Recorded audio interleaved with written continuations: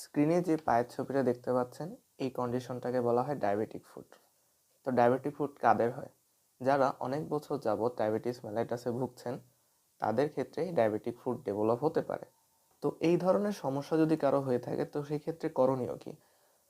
যদি কারো diabetic foot develop করে, অবশ্যই দ্রুত ডাক্তারের শরণাপন্ন হতে হবে এবং সাধারণত হাসপাতালে গেলে ক্ষতস্থানকে ড্রেসিং করিয়ে দেওয়া হয় বারবার। কারণ ক্ষতস্থানটা কিছুক্ষণ পরপরই আর্দ্র হয়ে যায়। তো ওখানে যত শুষ্ক রাখা সম্ভব তত ভালো তাড়াতাড়ি ওই জায়গাটা সুস্থ করানো সম্ভব। অন্যদিকে ব্লাড সুগারটাকে কন্ট্রোল করার চেষ্টা করে। যত ব্লাড সুগার কন্ট্রোলে থাকবে তত দ্রুত আপনার এই ডায়াবেটিক ফুটটা সুস্থ হয়ে যাবে। এটা প্রতিরোধে আপনি কি করতে পারেন?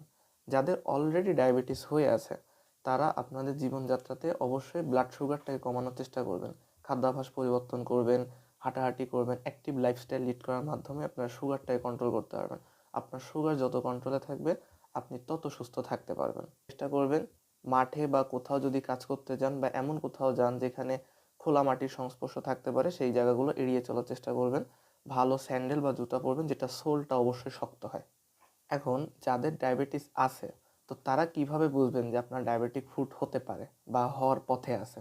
তো যদি কোনো কারণে আপনার পায়ের তলায় বা কোথাও যদি আপনি দেখেন যে অনুভূতি হারিয়ে ফেলেছেন, কেউ যদি আপনার ওই জায়গাটা আঙ্গুল দিয়ে স্পর্শ করে আপনি কোনো অনুভূতি পান না, কিংবা আপনার ওইখানে জায়গাটা গরম হয়ে যাচ্ছে, লাল হয়ে যাচ্ছে, তখন সেই ক্ষেত্রে আপনাকে অতি দ্রুত ডাক্তারের শরণাপন্ন হওয়া উচিত।